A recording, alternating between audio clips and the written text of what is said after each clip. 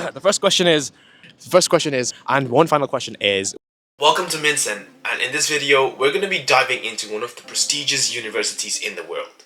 Ranked second globally, Imperial College London is known for its academic excellence, brilliant minds, and its unique campus right here in the heart of London. But what is it like to study at Imperial? From how hard is it to get into Imperial, to how smart are the students in Imperial, and even what do they normally do on a Friday night? We've got everything covered in this video, so let's get right into it. First up, let's talk about how hard is it to get into Imperial. With the acceptance rates hovering over 10 to 15%, it's quite competitive to get into the university itself. So there's only one way that we can find out, which is from the current source, the current students. So let's go and ask the students. The first question is, how hard is it to get into Imperial? I think for me it was kind of medium hard. You needed kind of good grades throughout your course because I'm external, we're only here for 1 year, so I applied halfway through. But to be honest, the whole process was relatively straightforward. It was kind of just nerve-wracking to wait and see. But I think just apply even if you think you're not good enough, because I didn't think I was good enough, but they let me in anyways. So Just give it a shot, regardless of what the circumstances or what the outcome is. Did you want to? Sure. What was the question again? Sorry. How hard was it to get How in? hard was it to get into Imperial? Quite solid, to be fair. Like I didn't get in the first time around, and then I had to. It was during COVID as well, so I had to like redo everything and reapply. But I think overall that helped, either in terms of getting in or in life in general. But yeah, I think it's definitely not a walk in the park. But once you're here, yeah. Okay, I see. Do you want to take a shot? Yeah, mine's very similar. I'm also only here for a year, but it was a pretty straightforward process. Very similar again in the sense that I didn't think I was going to get in, but I was just like, oh, throw it away, give it a shot anyway, see what happens. And it came back, so it's worth giving it a shot. The first question is, how hard is it to get into Imperial? I think it partially depends on which course, because some courses have entrance exams which are more difficult than other courses. For example, our course didn't really have an entrance exam, but we had an interview instead. So some people might find an interview more difficult, whereas others prefer an entrance exam, for example. And did you put a lot of effort into the interview or this personal statement? Personal statement, I put in a lot of effort, mainly because all of the other unis that I applied to didn't really have an interview, of course, so like you put in more effort into that.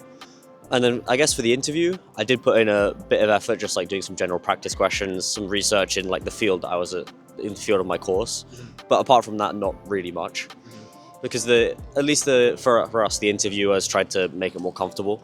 I see, yeah, that makes sense. How about you? Yeah, I say same. I put quite a lot of effort in my personal statement, and like the interview I did prepare for quite a bit. But like it wasn't like, as long as you work hard, you should be able to get in. How hard is it to get into Imperial? I'd say it's pretty difficult. I mean, the most important thing is your grades. Make sure your extracurriculars are good. For my subject, for physics, there is a admissions test, but that's not too difficult. It's all online. As I say, the most important thing is your grades. All of your extracurriculars, they go on your personal statement, and that has some weighting, but definitely the grades, definitely. Okay. As you can see, it's a mixture of hard work, talent, and maybe some sleepless nights. But hey, once you're in, you get to say you go to the second best universities in the world, right after Hogwarts. It's real, right? Now, everyone knows that Imperial students are smart, but how smart are they really? I need to put their geniuses to the test. So I went to the streets and asked them some thought-provoking questions. This is what they said. I mean, thank you for the answers. I know you guys do medicine, so these guys do medicine. But I'm gonna ask a little bit of science question, a little bit of thought-provoking questions. Okay, just one question. So I want to see what your answer is, how you think about it. So the first one is, it's basically science question, so it's very simple. So you have a boiling water, and can you boil the water with the boiling water? So let's say you have a pot and a boiling water over there, and then you put in another pot, which is another jug of water. Can you boil the water with that boiling water? So what? You have one boiling water pot, and there's like a non-boiling water pot, and you want to add the two. I want to say no, but my physics teacher would hate me if I got this wrong. So yeah, Why is that? Why is that? I'm gonna throw out some keywords like specific heat capacity. I'm gonna then say. Could you explain it? No. What would be your answer then? Oh, well, I was going to say yes, but I haven't done physics since GCSE, so I was just thinking about like transfer of energy, particles bouncing. Okay. I feel like energy would be lost. Like, there's not enough. Yeah. Okay. So, do you want to Yeah, answer? I'd say no. I'd say you're probably not going to get a high enough transference, like proportionally of the energy. You'd lose it to external factors. Yeah, whatever. consistently boiling on the stove? Yes, it's consistently spoiling. Yeah. Can you boil that water with that boiling water? Well, I don't see why not. If you put the jug inside the metal pan with the water boiling inside it, you would get the transmission of heat flow through the jug into the other water, and eventually that would start to boil it. But the jug is quite a good insulator, I assume, so perhaps So not. will the water boil? The top water. Yeah, I think so. Yeah. Okay, cool. Thank you. Cool. That makes sense. All right, another question is a thought-provoking question. So this is very simple. So what if you eat 1 kilogram of feathers and 1 kilogram of rocks? Which one would you weigh more? Like, let's say in two different scenarios, you eat 1 kilogram of feather and 1 kilogram of rocks. Which one would you weigh more? And when you like weighed on it, You weigh the same. same? Yeah, Yeah. Same? Yeah. Why is that? Why is that? because you're eating a kilogram of both. Yeah. So it's just the same weight. Doesn't matter what you're eating. Yeah. Okay. Clearly, Imperial students know how to think on their own feet. But it's not all about academic excellence here. There's a balance. Which comes to my next big question. Do they have a social life?